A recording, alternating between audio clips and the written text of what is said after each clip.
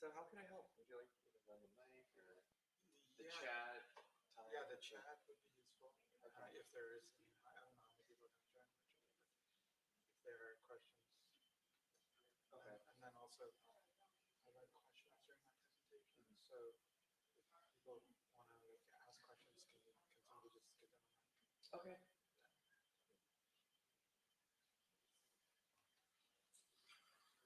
We'll probably have to do the, because I don't think there's a clicker in this one.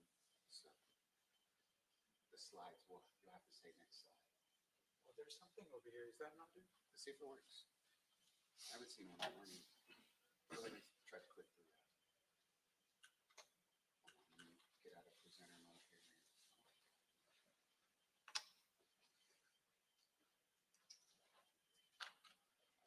Let's do this.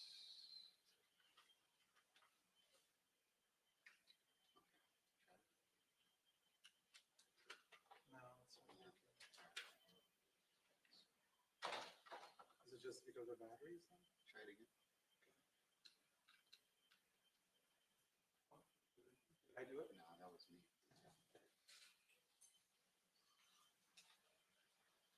Seems pretty light. It doesn't have a battery.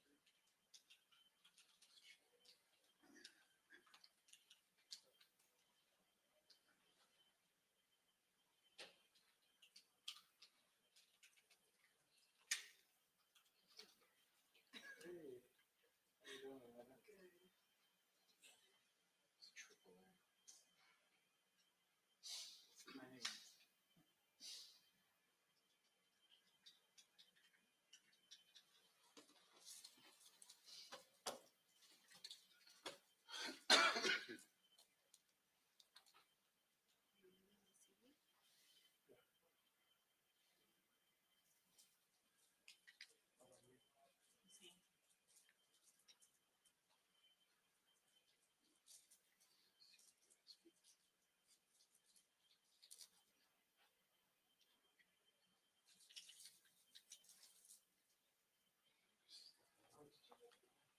How about you? Working for me to try. Yeah, he's working for the top chief. Local center Rosa. Like about Texas. What's a good thing for him after? Randy says she still has her stuff up on the roof. Yeah, so I think she just has to guard for it. I'll check the outside. Yeah, so is that too.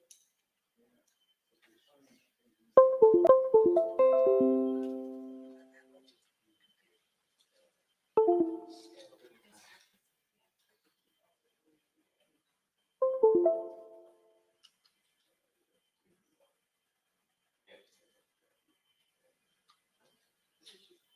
So the two stations will be here.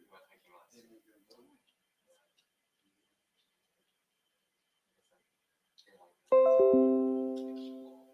Yes. So this is forward and this is back. Oh, the big one? Big ones. Oh, the small ones. So Try it. one, There you go. forward. And we are broadcasting right now. So are these being recorded? Yes. So there'll be a Audio video. and video? Audio, yeah, whatever you say. And the slides you show.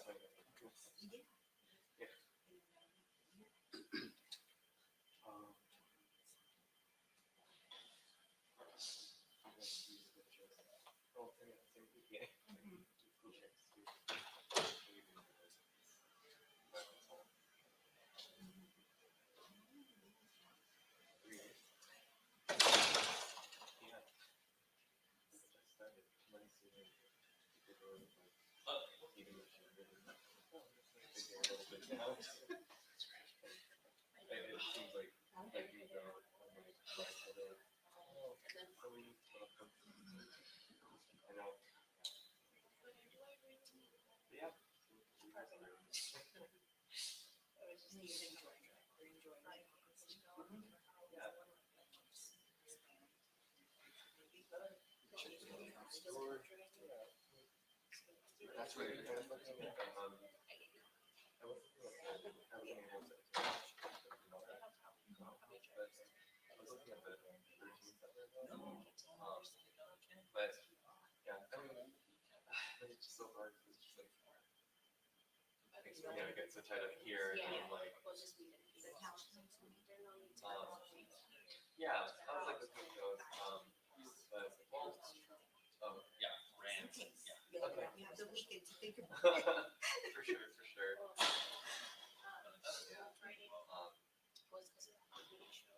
But I mean, I only know some water too. But I don't know. Like, I know where I'm at, but always, if there's anything that's like spring first, yeah, that's what she asked me. I know there's lots. Did you find it right? Yes, I did. Water division Really, also. right. It's perfect. Yeah, I mean, I should have to work with you. Oh, there you go. We have to Yeah, figure it out. you know, Angela, she was And then you also. learn the language. Yeah. Okay. Thought I'd ask. No, I I appreciate know we were packed. it. There you are. I've been looking for you. We're on. Nice. Good, good. I just over to the right. Can I take this out? Good morning or good afternoon.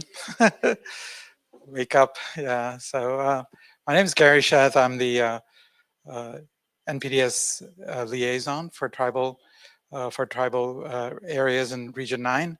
And I'm going to be talking today about NPDES Permitting 101, as well as how NPDES permitting can regulate discharges from mines. And I might also have a little bit of updates on general permits that are coming up for issuance by EPA. So as I said, I'm a permit writer, senior permit writer in EPA Region 9.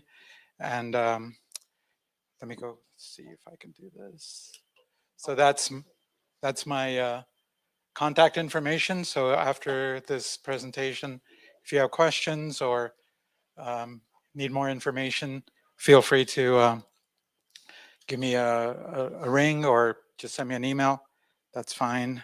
And I'll be happy to answer your questions, or maybe if I can't, then direct you to the appropriate people in the office that can do that. So let's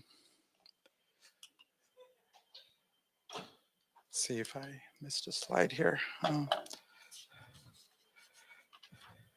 So before I get started, I wanted to get sort of an idea of, what sort of knowledge and experience folks in the room have about NPDES permits, and maybe try to tailor my presentation that way. So just by a show of hands, and this is for folks, I guess some folks are online too. Yeah. So just how many people have reviewed NPDES permits? Just a show of hands. I would say review, just look them over. Okay. And what about done like a 401 cert on? Oh, good. On an NPDES permit? You did a 401 cert for an NPDES permit? No, just 401 certs in general. Okay, that's good. Similar. And so online, were there any folks? No. All right. So let me make sure that I focus my presentation that way. So I have to keep doing. So as this slide shows, there are no tribes yet in Region 9 or the entire nation that have been authorized to issue NPDES permits yet. But there are many, many tribes in Region 9 that have TAS for water quality standards. So, in terms of why you might want to take this course or this presentation, attend this presentation, it's because you would, if you're going to be doing, reviewing NPDES permits, you might want to have an idea of what would be in a properly issued and protective of the environment, protective of the water NPDES permit. So who needs an NPDES permit?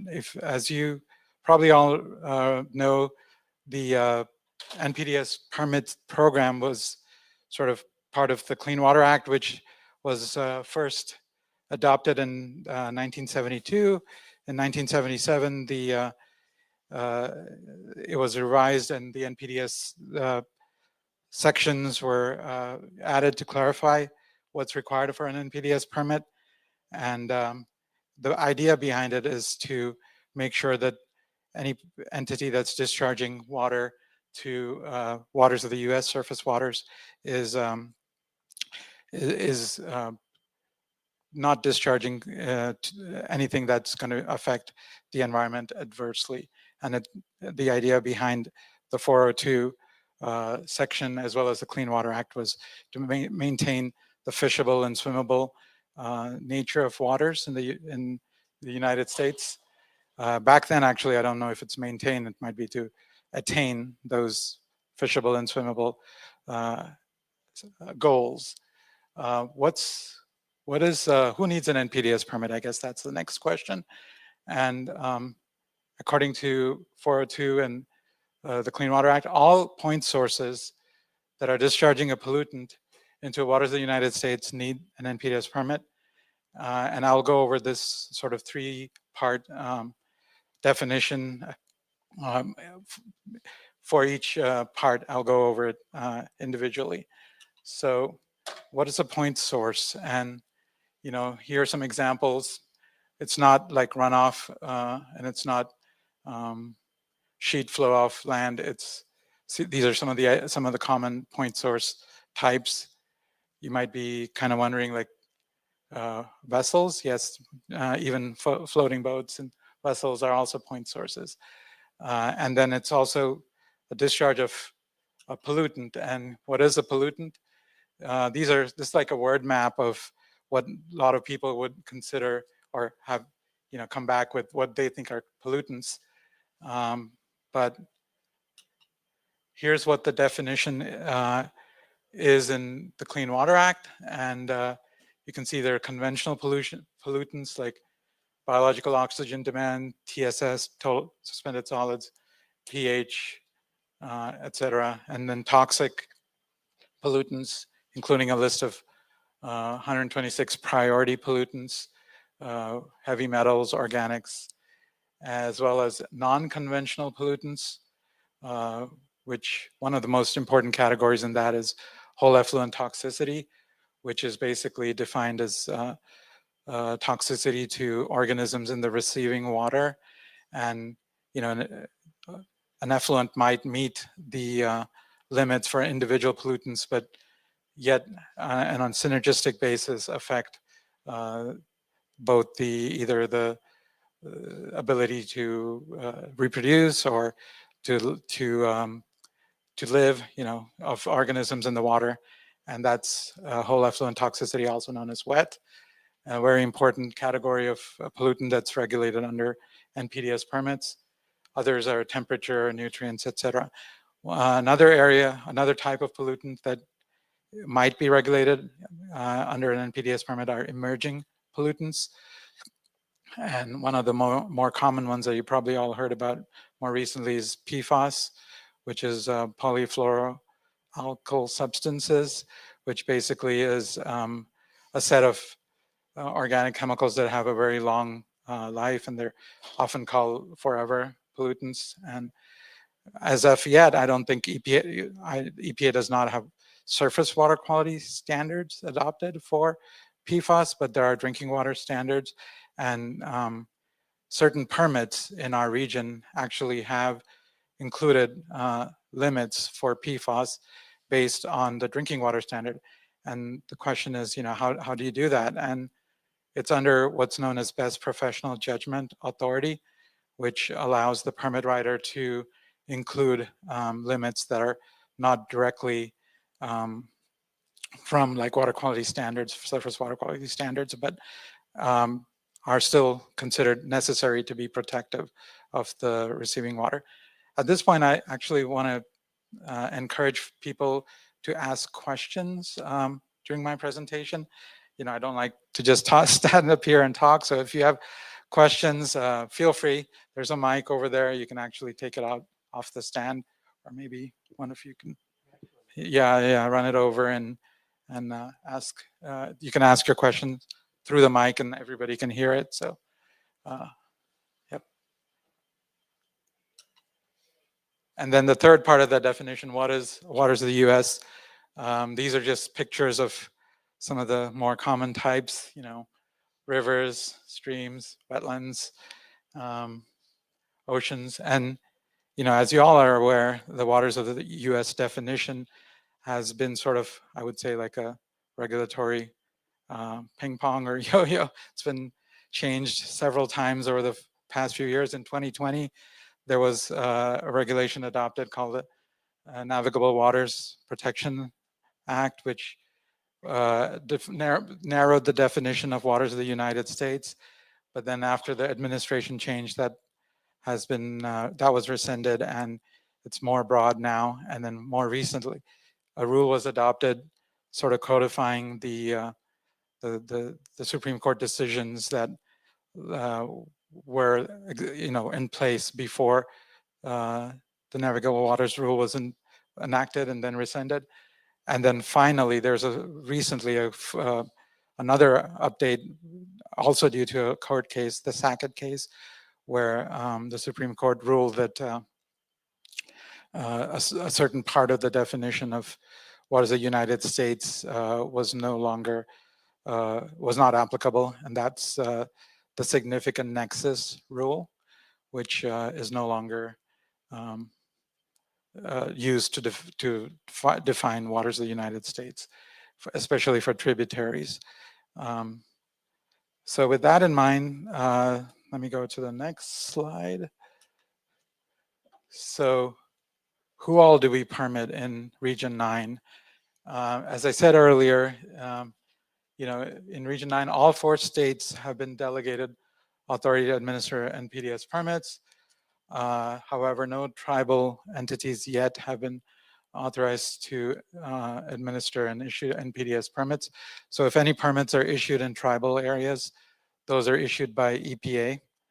And we also issue permits in the territories, federal waters, and EPA also retains review authority on state issued permits.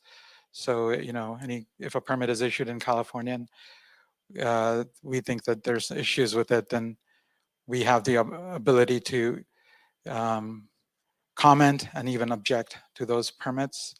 And in the worst case scenario, maybe even issue the permit ourselves if that, if it comes down to that.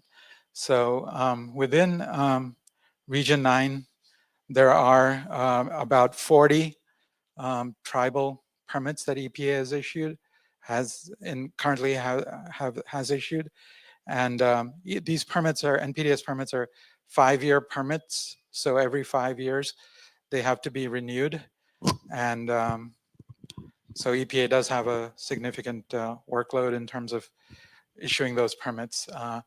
But we work with our tribal partners closely, both in terms of reviewing permit applications as well as getting their input when we are actually drafting the permits. So let me see what the next slide here. So the permit issuance process starts with an application from the permittee. This is mostly for individual permits. There are 2 kinds of NPDES permits, individual permits as well as general permits. For individual permits, there is an applicant and they submit the correct forms. They give us all the information about where their facility is located. They obviously sign it with the responsible authority under penalty of perjury. And they send the application to EPA, but most often, and pretty generally, we ask them to send a copy of that application to the tribe as well, the tribal regulatory agency as well. So like for Navajo, they would send the application to Navajo EPA as well as EPA. So the tribe gets an early look at the facility and what kind of permit they're seeking under NPDES.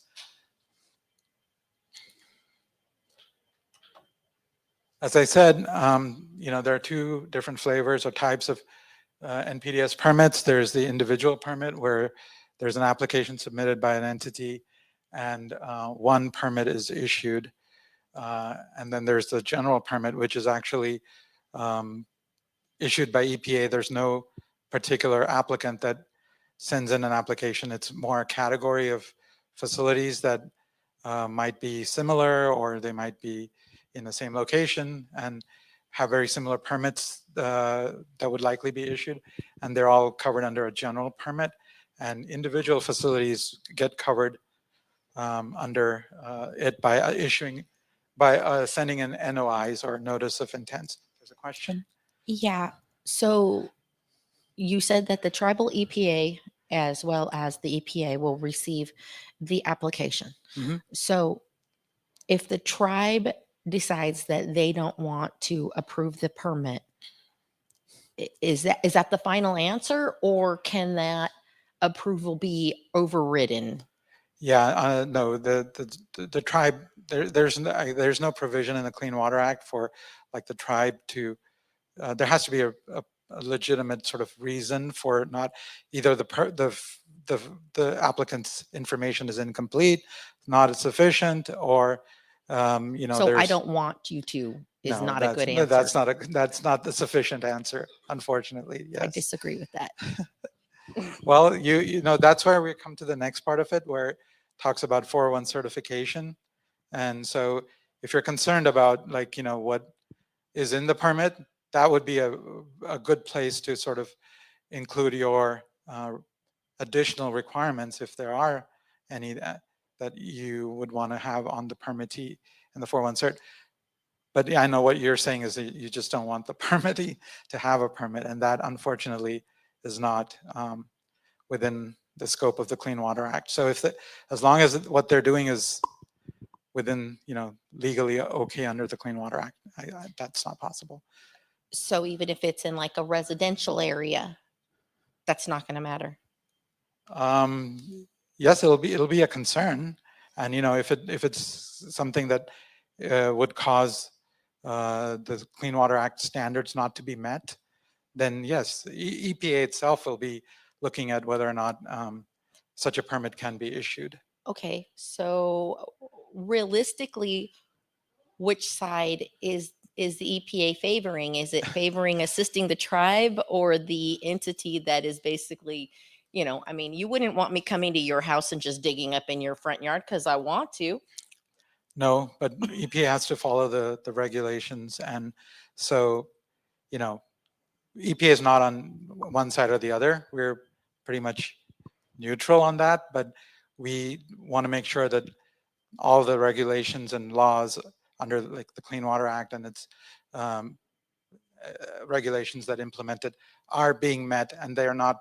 Nothing is happening that is contrary to that.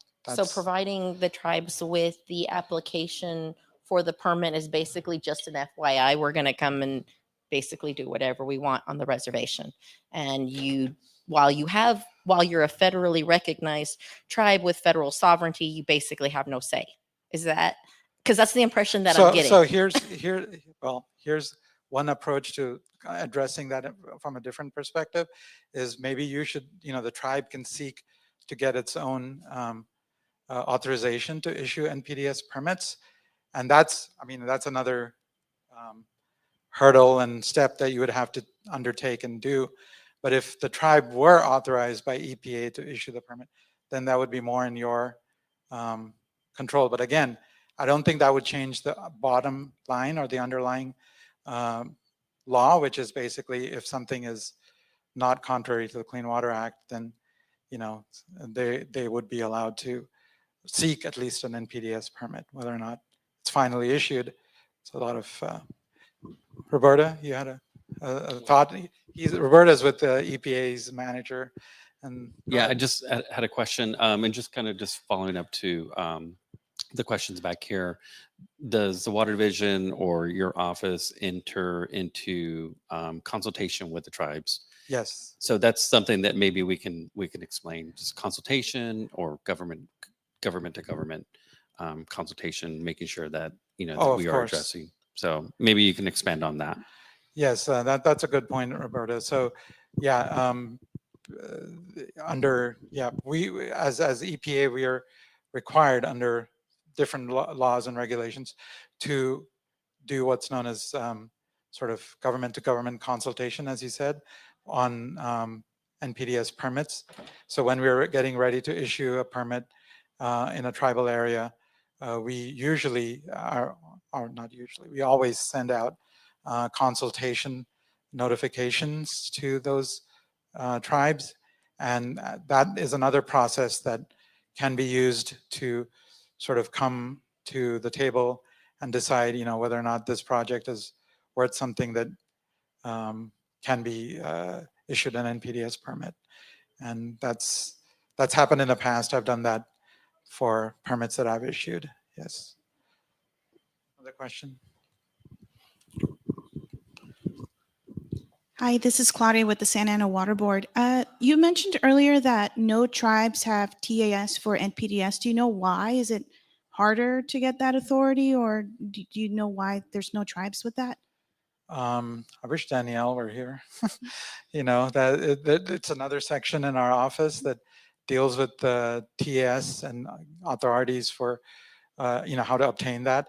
But my knowledge is that, in the past, some tribes have actually sought TAS, Navajo Nation, for instance, but the package was never approved it never reached the level where it was approved. There were some missing elements, and so it's still in the works, kind of.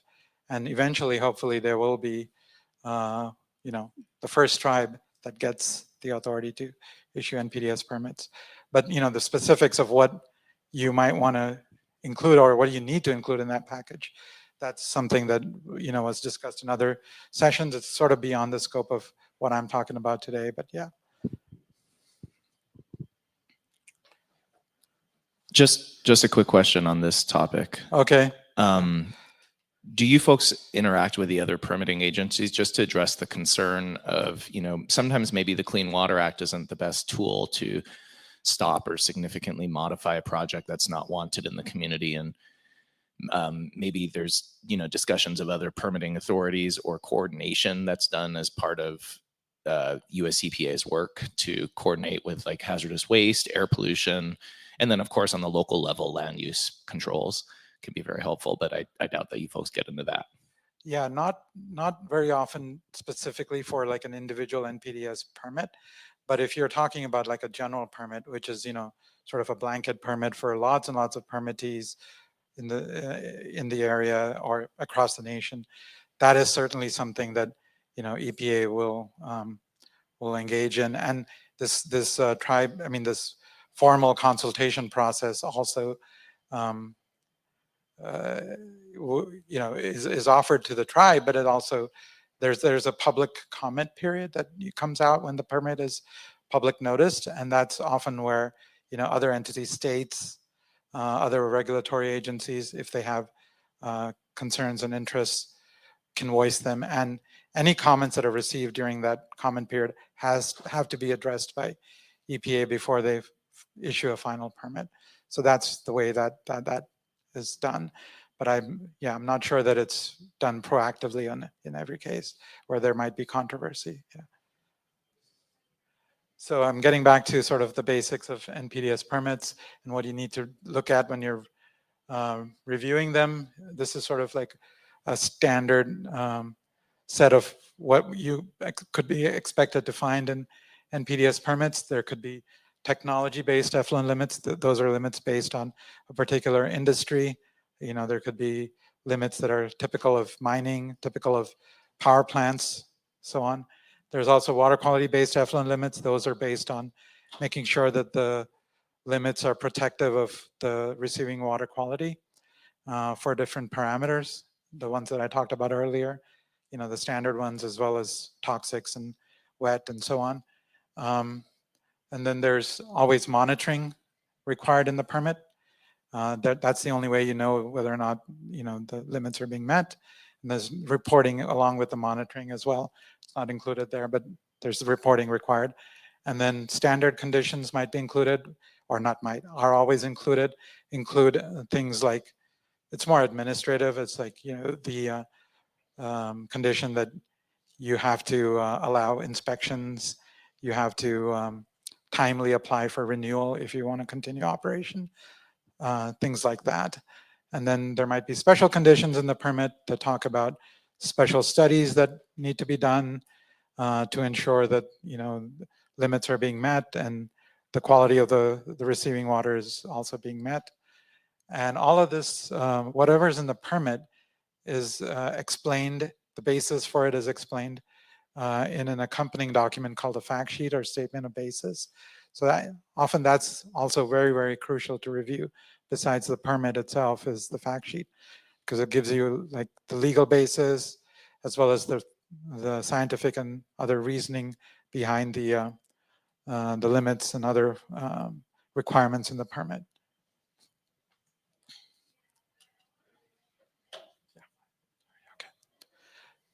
So as I said, there's a process that needs to be followed for permit issuance. So individual permits, once they're drafted, there's a 30 to 45 day public notice period where a notice is sent out. In the past, it used to be in newspapers, but now it's usually just on our website. And commenters, including tribes, but general public, everybody has the opportunity to submit comments. And once EPA gets those comments, we have to respond to them before we finally issue the permit. When the permit is issued, anybody who submitted comments can appeal the permit. The first level of appeal is to the EAB, which is the Environmental Appeals Board, which is a group of administrative law judges that are part of EPA, but they're also kind of apart from the regular operation of EPA. They look at the permit and see if it's legally valid and justified. And they might either approve, say it's fine, or remand it back to the agency for redrafting or something. And then if they agree with it and it's still not to the satisfaction of the person who's commented, they can also approach the courts. So there's an ability to seek judicial review. Another aspect we talked about already quite a bit is the 401 certs by the tribe, and that's not, that is something that is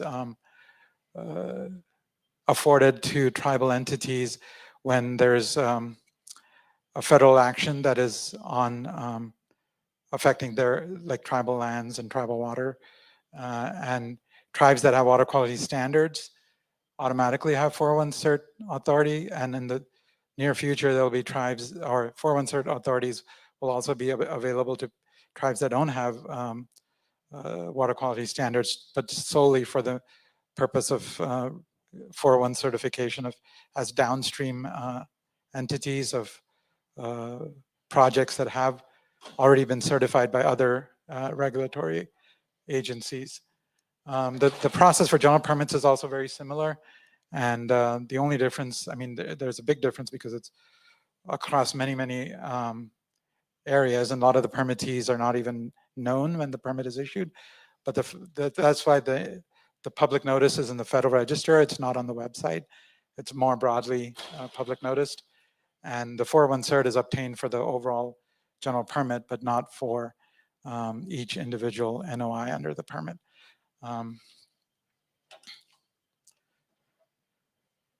So what can you look at? Yeah, we've actually kind of gone over this, and I'm running short on time a little bit, so I want to just kind of skip through this a little bit. But the permits, what do you review when you are looking at permits from a 401 certification basis? It's are the big basic question is, are permits protective of tribal waters?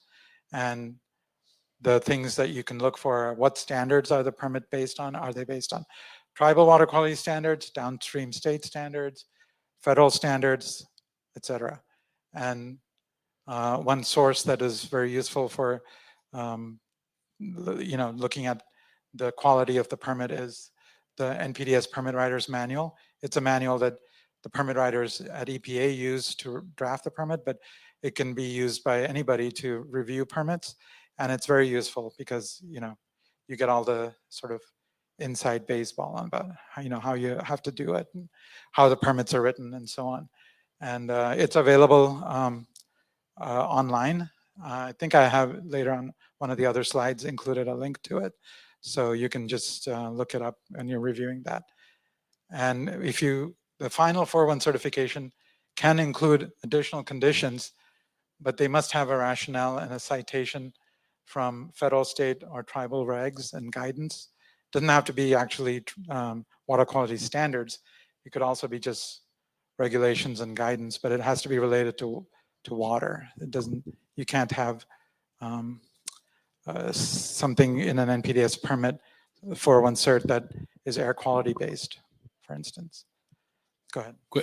So is that rationale in the permit? There's a form or something showing the rationale? No, it's in your letter, in your It's 4.1 cert letter. Okay. You can say that, based on this, we're issuing a 4.1 cert, but we want this, this, and this to be added to the permit.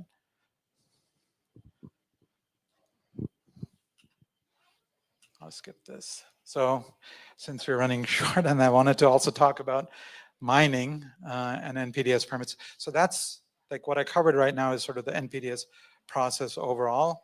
And it can be used obviously for all kinds of facilities, and mines are one of the kinds of facilities that NPDES permits are often required for.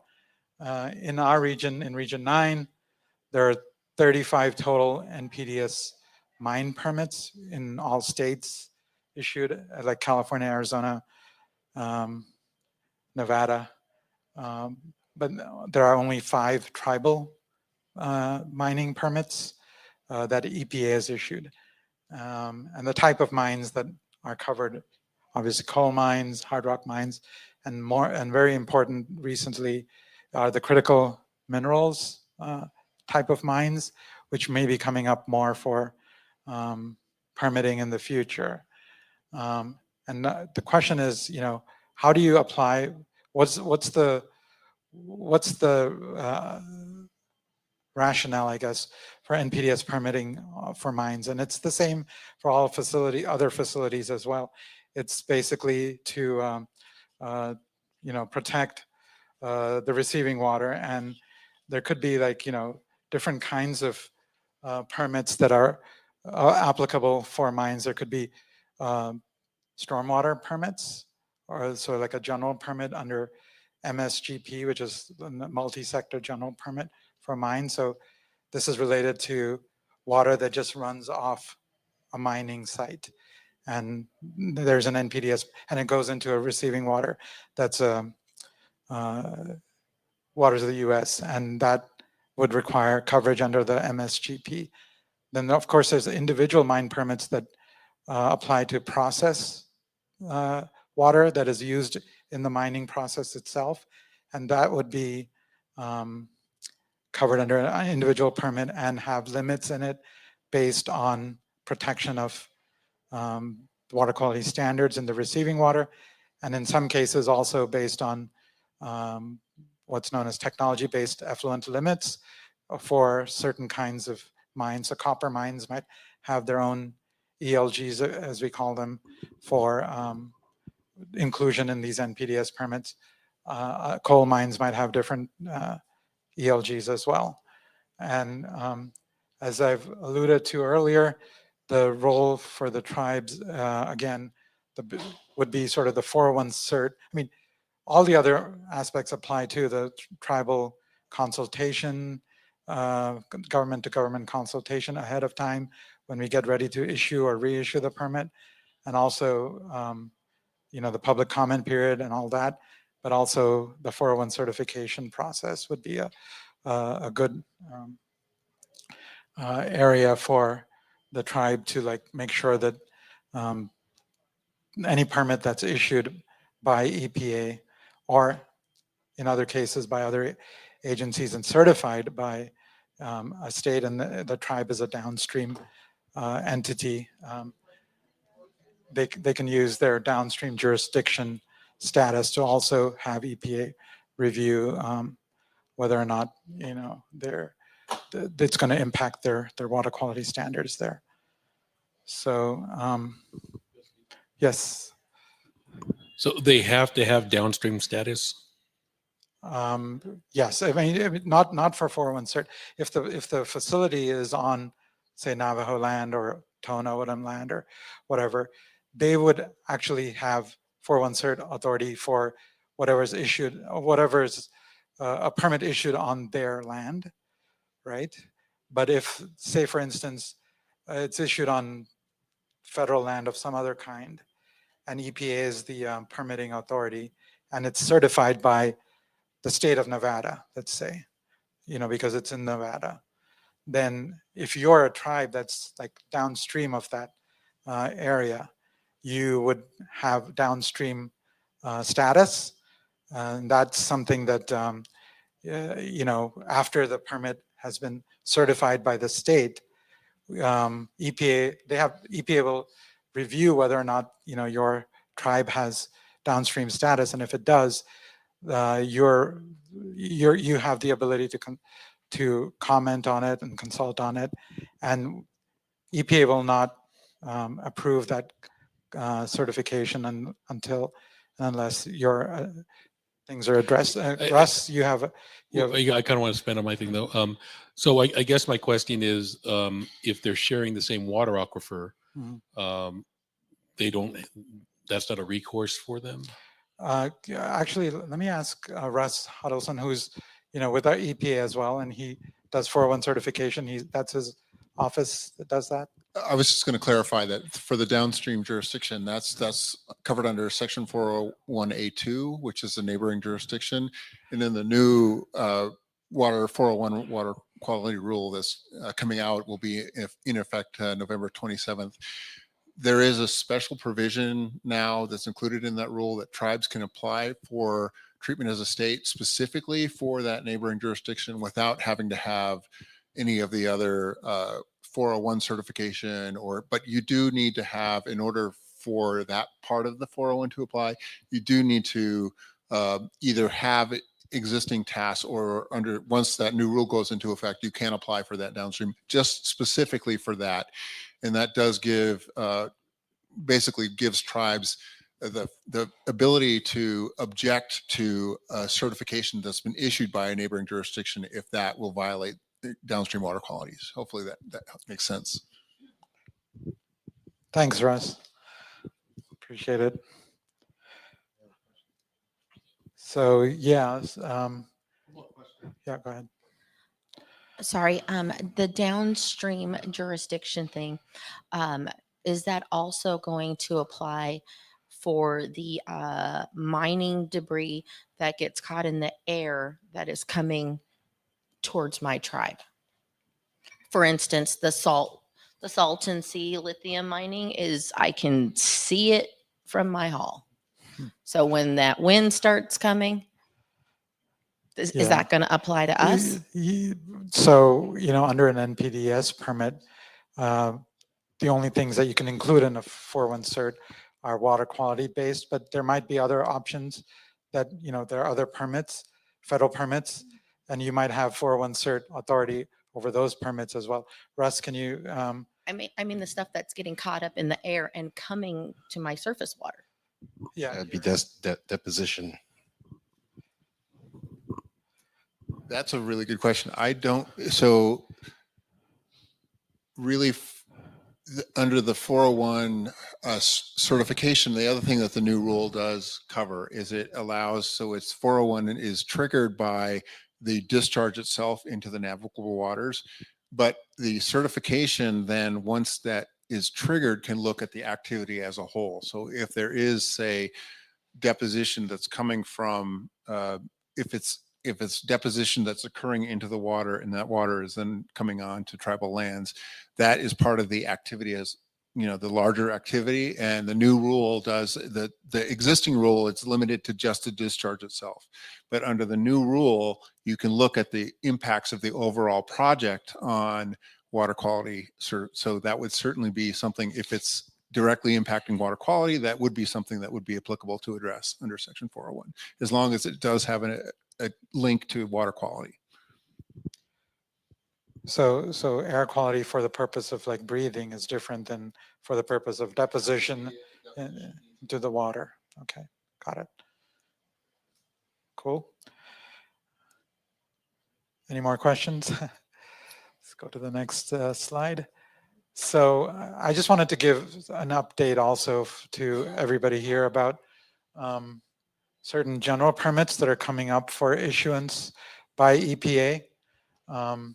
So you might have heard of, sort of the wildfire general permit, which is being considered. I don't know where it is in terms of even being drafted at this point, but that's something that is being considered for adoption in the future. I'm not quite sure yet what the time frame on that is, but possibly in the next couple of years that, is when it might be adopted. Then there's the multi-sector general permit, which is an existing permit, and it's coming up for reissuance next year. So I wanted to flag that. And all of these permits will require 401 cert from tribal entities. So yeah, keep an eye out for letters or notices from EPA regarding these permits. And then the last one, which is actually quite eminent, it's the pesticide general permit. The 2026 pesticide general permit is actually currently under tribal consultation, this government to government consultation. And the closing period for that consultation is Friday.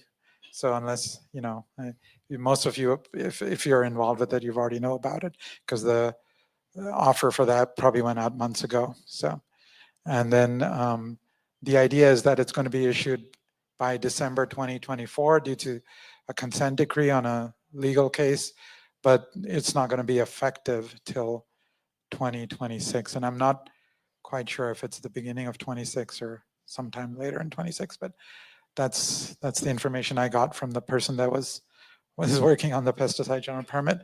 And then tribes with TAS should have received a 401 certification pre-filing meeting request last week.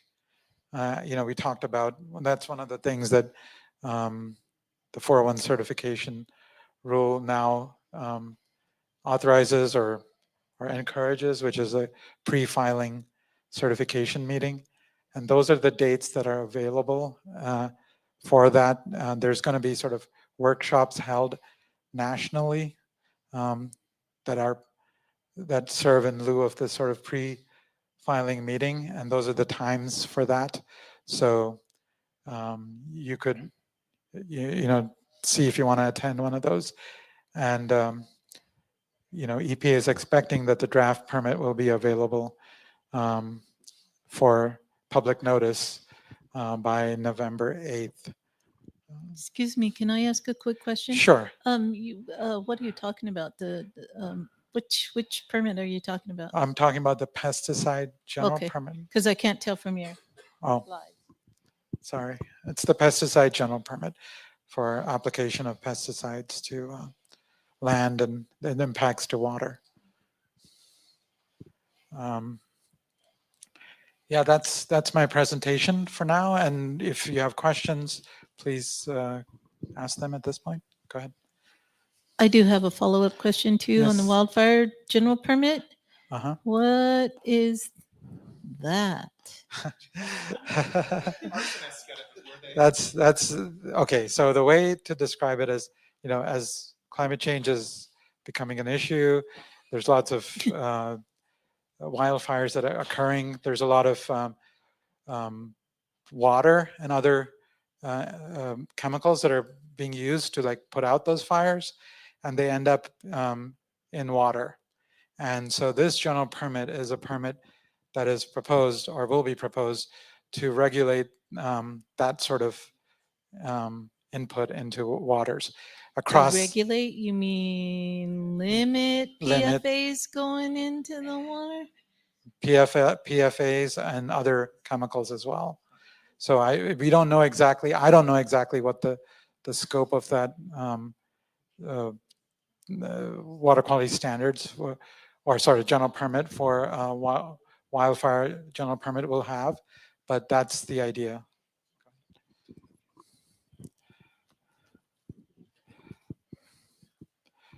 Yeah, regarding the wildfire. Is that implemented? Are you No. doing that? Okay. It's not implemented, but it's being considered. Okay. And I think there might have been a workshop or two already, and there will be more workshops in the future that talk about this. If you want more information, just feel free to reach out to me and I'll give you the links to that. Well, as part of the planning of this, who do you anticipate applying for the permits the most? I guess mostly like firefighting agencies and also other maybe private companies that use these chemicals in water to mitigate like wildfires, either on their land or in general. Yeah. I'm sorry, I think I misunderstand too. Doesn't a general permit cover everybody and there won't be a need for applicant? No, so it covers everybody as long as they submit what's known as a notice of intent. So it's not like they have to submit a separate application for coverage, but they have to submit some information about what they're going to discharge and where it's going to be and all that kind of information, which then EPA will review and then either authorize or not authorize their coverage under that general permit. All right. Any other questions or thoughts?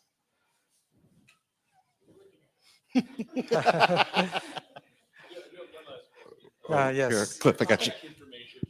I go back to it. Yes. Yeah, your contact information and what division you're under, and in case Sure. we have questions or people in your program. Yeah, no, I didn't put all my extended contact info. I'm in the NPDES Permit section in the water division.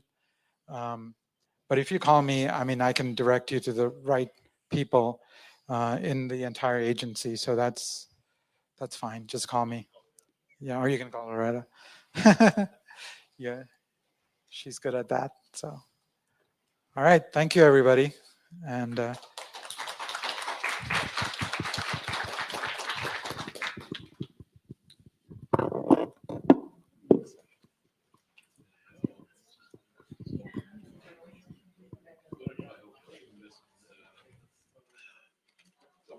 can't get access to my ITC block somehow here, and my IT so everything I had, I said was on my personal, my ITC email, so I had to redo my own presentation.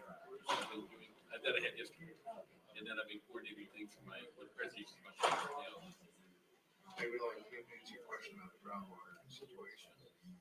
Oh, no, that's. Which is a little bit complicated under 401, but under the NPDES, there was a Supreme Court decision under Maui that said if there is an NPDES discharge or discharge that's into groundwater, and that groundwater then subsequently discharges into water in the West, that it is covered under NPDES. So it's a little bit complicated because it just goes. It's just fascinating how the court cases just impact these things. It's crazy. But so the issue there is if it goes into groundwater, it doesn't have a discharge. You know that was the right decision. Well, in that case, it did uphold I mean, it could have gone the other way where they could have said that NPDES just covers service. In this case, they said, no, it does constitute a point source discharge because it gets into an application. Concerns me when the courts make these decisions is. Well, they're not based on any kind of science. That's what it's saying. Yeah. It's really. Not just to do the therapies for ranchers. Well, yeah. Not the big corporations. Yeah, of course. But yeah, I mean, it's a real gut punch. But yeah, so groundwater is tricky. And I try to on my end let people know that if they're just don't get angry at them. They're the soldiers. They're not the decision. They're not the generals. They're not the Yeah, but Even yeah. the generals aren't the decision makers. Yeah, it's definitely, yeah, we. I just react to it from input from the Nevada tribes. And the Black Hawk with the airplane, we have Arizona, California. And questions regarding evaporation, like you're talking about. These things that come up in the air, that settle on other people's water is a concern. And that is one good thing I think about the 401 rule is that once 401 is triggered, that you can look at all those, you know, as long as it, so if it was just the air quality, but if that's not getting into the water, then under the new rule allows us to go back to the way it was before the Trump administration. Yeah. Which limited it to, you could only look at the food zone. Before that, you look at the total impacts. And the other thing is, Mark was here from EJ, but I really want to focus a lot of litigation on HHS because the lack of health assessments is just criminal. It's just HHS is not doing their job. So, but yeah, good questions. Yeah, they were good questions. Yeah, but thanks. Yeah. Well, it's not really me. I'm facilitating. I just want to go over to my points. It's such a mining is mining. I just want to talk about the science and extraction method